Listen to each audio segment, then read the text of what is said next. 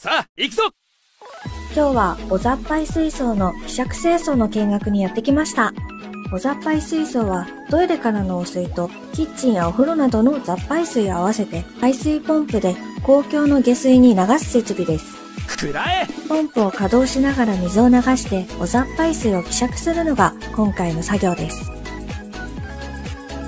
やるじゃないか。水の匂いもすっきりしました。